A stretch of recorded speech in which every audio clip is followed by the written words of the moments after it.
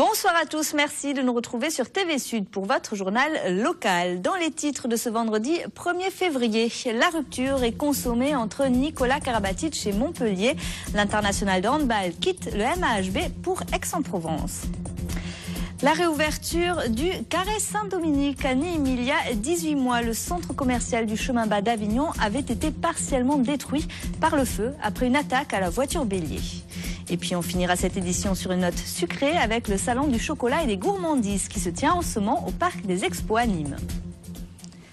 C'est officiel, Nicolas Karabatic quitte donc le MAHB. La direction du club de handball a accepté de rompre le contrat qui liait l'international à Montpellier jusqu'en juin 2016. Il s'agit avant tout d'apaiser les tensions nées de la procédure judiciaire autour de l'affaire des paris présumés truqués. Nicolas Karabatic est donc libre de rejoindre son frère à Aix-en-Provence. Un départ qui oblige le MAHB à se remettre en question. Les détails, Jean Brun. Ils se sont vus une dernière fois hier pour acter la procédure de divorce, après avoir cassé beaucoup de vaisselle depuis la révélation de l'affaire dite des paris suspects. Un divorce entre celui qui fut élu meilleur joueur du monde en 2007 et le Montpellier Handball, son club formateur. Un divorce voulu par Nicolas Karabatic, malgré un contrat courant jusqu'à l'été 2016. Je pense que cette décision, qui résultait quand même pour l'essentiel de la demande du joueur, il fallait la prendre et qu'elle va permettre à tout le monde de retrouver un petit peu de sérénité. Après, l'histoire jugera. Je le répète encore une fois, si Nicolas avait voulu aller au bout de son contrat, de mon côté, en tant qu'entraîneur, j'étais tout à fait prêt à aller au bout de ce contrat et continuer à travailler avec Nicolas Karabatic. Parti contre une indemnité réduite de 500 000 € et assumé en partie par le demi-centre international, le MAHB est bien loin du transfert auquel il aurait pu prétendre dans d'autres circonstances, puisque c'est à Aix, avant-dernier du championnat et relégable, où son frère Luca a déjà trouvé refuge, que l'enfant de niche va s'installer pour 4 mois. Un vrai coup de pub pour le club aixois, mais peut-être un coup d'arrêt aux ambitions montpelliéraines. L'Espagne a gagné le championnat du monde sans Nicolas Karabatic. Donc on a besoin de très bons joueurs pour gagner les compétitions. Le club est toujours aussi ambitieux. Il faut aussi comprendre qu'aujourd'hui, il faut monter des budgets, que ce n'est pas simple. On est dans une période compliquée. Donc on n'a pas renoncé à aucune de nos ambitions, mais on va le faire dans un cadre budgétaire qui est un cadre budgétaire qui tient compte de la situation dans laquelle nous nous trouvons. Car dans cette affaire, le club, 14 fois champion de France, affiche 1 million d'euros de pertes compensées par l'aide de Louis Nicolin, de la Comeca de Joseph Francis et des collectivités locales. Le MAHB peut donc aujourd'hui regarder l'avenir avec une certaine sérénité, à la condition de maintenir son niveau de performance sportive. Cela passe par la validation du contrat de Uroš Vilovski, le pivot serbe, qui s'entraîne avec le club depuis novembre. Le mercato d'hiver est donc terminé pour le handball, tout comme pour le foot, où les transactions sont clôturées depuis hier soir. Au terme d'un mois de négociations plus ou moins poussées, le MHSC perd donc Mapou Yangambiwa, mais garde Younes Belanda, au moins jusqu'à la fin de la saison. Le point avec Mouadel Yakabi. Même s'ils ne l'avouent pas directement, les dirigeants du MHSC ont dû pousser un ouf de soulagement lorsque leur horloge a affiché minuit. Tant décrié par René Girard, ce mercato hivernal a laissé des séquelles. La plus visible, ou plutôt invisible, est Mapou Yangambiwa. Le départ de leur capitaine, conjugué au siège médiatique, a chamboulé le vestiaire. Les rumeurs concernant des départs de certains cadres de l'équipe se sont multipliées jusqu'au dernier jour de la fenêtre des transferts. Et il a fallu que Laurent Nicolin vienne remettre les pendules à l'heure. Après, comme je dis, le seul cas qui était difficilement refusable, c'était Mapou, parce qu'il y avait l'accord moral, et quand on donne des accords moraux dans la vie, moi je ne sais pas faire autrement, quoi. Alors c'est peut-être un défaut de ma part, mais donc il y avait un accord moral avec Mapou, donc voilà, quoi. C'est le seul cas qui pouvait se permettre d'eux. Après les autres sont sous contrat, je pense qu'ils ont des bons contrats, ils sont contents, donc il n'y avait pas de... Après que certains soient approchés et qui disent pourquoi pas que, mais bon. Maintenant que les jeux sont faits, club et joueurs volages ont tout intérêt à mettre le pied à l'étrier et n'ont d'autre choix que de mettre leurs forces en commun. La solvabilité de l'un et l'attrait des autres passant par une deuxième moitié de saison digne d'un champion en titre. Je crois que les joueurs qui sont là, ils ont tous montré la saison dernière qu'ils ont de talent, ils ont de la qualité. Et puis là maintenant c'est fini, on sait qu'il n'y a plus personne qui part. Et puis je crois que les mecs, s'ils ont envie vraiment de partir, c'est là qu'il faut montrer après le championnat, peut-être trouver un club. Mais eux, dans leur tête, ils savent qu'ils vont rester, et puis voilà. Les Montpelliérains se retrouvent donc devant un dilemme. Comment éviter que leur bonne performance ne soit interprétée comme une velléité de départ ? Dernier préparatif et premier coup de raquette à l'Arena de Montpellier. Aujourd'hui, l'Open Sud de France démarre ce week-end avec les qualifications. Avant d'entrer dans le vif du sujet, dès lundi, une trentaine de tennisman vont s'affronter. Parmi eux, Gilles Simon, Gaël Monfils, Richard Gasquet ou encore Thomas Berdych. Spectacle assuré donc, d'autant plus que l'Arena comptera cette année 4 cours. Écoutez. Cette année, la nouveauté, c'est d'avoir centralisé tous les cours sur l'Arena, parce que les dernières, nous avions 2 cours d'entraînement au Hall Marco Polo.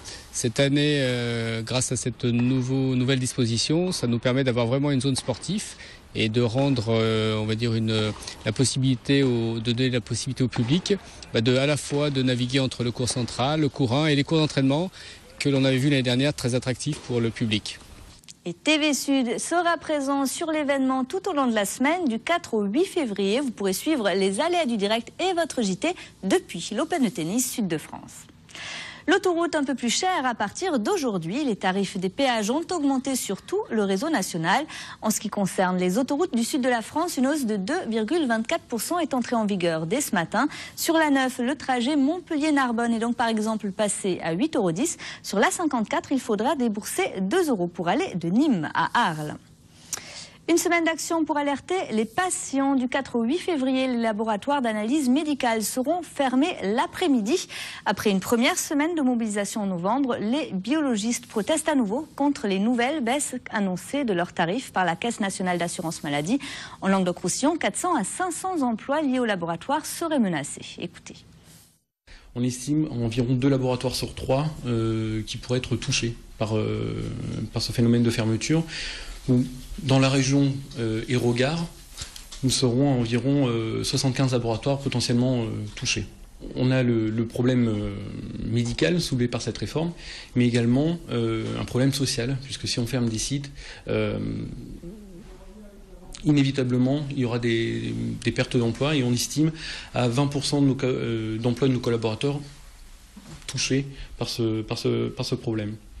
À Nîmes, le Carré Sainte-Dominique a rouvert ses portes aujourd'hui. En juin 2011, ce centre commercial du chemin bas d'Avignon avait été la cible d'une voiture bélier qui avait déclenché un incendie. Un sinistre qui avait privé les habitants du quartier de 11 boutiques alors que les commerces de proximité manquent dans ce secteur classé zone de sécurité prioritaire. Reportage Guillaume Navarro et Charles Arrigoni. Créé en 1998, Epareca est un organisme chargé d'accompagner les collectivités locales dans la rénovation ou la reconstruction des zones commerciales dans les quartiers dits prioritaires. L'objectif de cet opérateur est simple, maintenir un service de proximité pour les habitants des quartiers difficiles.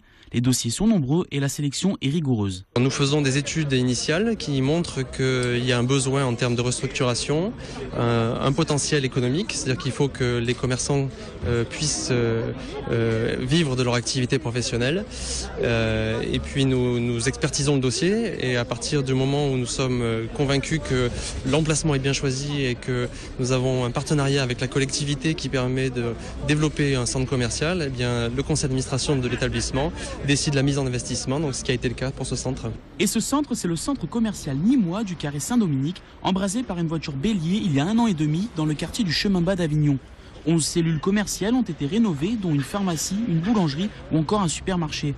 Des commerces de proximité qui manquaient aux habitants et qui vont redorer l'image du quartier. Moi j'habite dans le quartier, on vient à pied, c'est très commode. Hein. Avant il fallait aller sur le périph' pour trouver les mêmes articles. Ce sera beaucoup plus facile pour eux pour venir ici, d'abord pour les courses. Le quartier commence à revivre, les structures elles sont neuves, là normalement ça commence à s'améliorer, la délinquance a baissé normalement. Ça peut attirer plus de monde, plus de bonnes personnes et des contrats, des jeunes, plein de choses. Une rénovation urbaine du quartier qui touche même le bureau de police qui s'est lui aussi implanté dans le centre commercial. En 2012, le site du Pont du Gard a accueilli 1 200 000 visiteurs. C'est 11% de moins qu'en 2011. Et pour autant, le chiffre d'affaires est en hausse de 16%. Une augmentation imputable à un prix d'entrée plus élevé, mais aussi à la venue de groupes et la tenue de séminaires. Pour sa saison 2013, le Pont du Gard réitère ses traditionnels rendez-vous comme Garrigue en fête, les féeries du pont et live au pont. Mais les nouveautés chez 2013 existent également. Parmi elles, une course à pied qui pourrait devenir un rendez-vous régulier. Écoutez.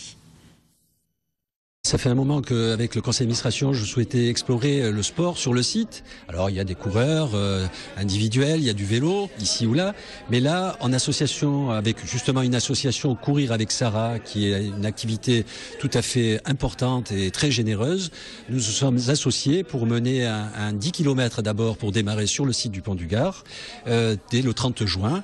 Et donc il y en aura pour les enfants, pour les adultes, pour ceux qui sont très entraînés ou moins entraînés. Et nous avons vocation à nous projeter pour essayer à terme d'avoir un vrai semi-marathon, voire un marathon de l'usage Pont du Gard au Pont du Gard. Chocolat, confiture et autres gourmandises sont à l'honneur à Nîmes. Depuis ce matin, artisans chocolatiers, pâtissiers et confiseurs font découvrir et déguster aux visiteurs du Salon du Chocolat leur création. Je vous propose un avant-goût avec Charles Arrigoni et Guillaume Navarro. Les odeurs de sucre et de cacao se propagent au parc des expositions de Nîmes où vient de s'ouvrir le Salon du Chocolat et des gourmandises. De la fontaine de chocolat au nougat en passant par la confiture, les visiteurs pourront apprécier une grande variété de produits. Le mot chocolat, c'est un mot un petit peu magique, dans la mesure où tout le monde, plus ou moins, je connais rarement des gens qui n'aiment pas le chocolat. Donc il y a des exposants qui font goûter bien sûr leurs produits, il y a des animations. Par exemple, il y a un stand qui s'appelle Sweet Factory, ce sont des bijoux gourmands. Voilà, donc on découvre des bijoux gourmands, donc pour les dames, pour les petites filles. En plus de produits alléchants pour satisfaire votre gourmandise, des exposants attiseront votre curiosité en vous proposant des activités et des démonstrations, comme cet atelier de macarons à la meringue française.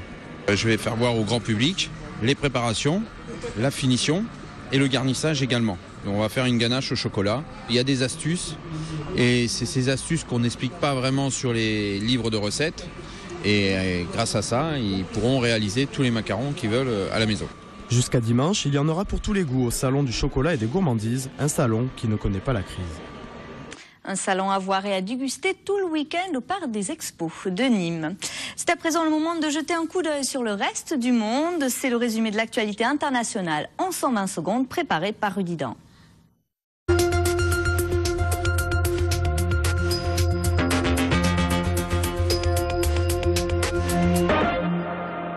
Une explosion a eu lieu ce matin devant l'ambassade des États-Unis en Turquie à Ankara. Un attentat suicide causant la mort du kamikaze et d'un agent de sécurité turc sur place. Pour le moment, aucun mouvement n'a revendiqué cette attaque. 7 otages français détenus au Mali se trouvent probablement dans la région de Kidal où ont pris place les forces françaises ces derniers jours. Des missions de recherche seront prochainement mises en œuvre par l'armée. Selon le quotidien Libération, François Hollande a décollé dans la soirée pour se rendre au Mali. Une violente explosion dans le gratte-ciel le plus haut de Mexico a fait au moins 25 morts et des centaines de blessés ce vendredi. Selon la police, cette déflagration serait due à une fuite de gaz. Un immeuble de 214 mètres de haut abritant notamment les locaux du géant pétrolier Pernex. Au Mexique, la situation est telle autour de Mexico que des milices se sont organisées pour maintenir la loi et tenter de faire baisser la violence.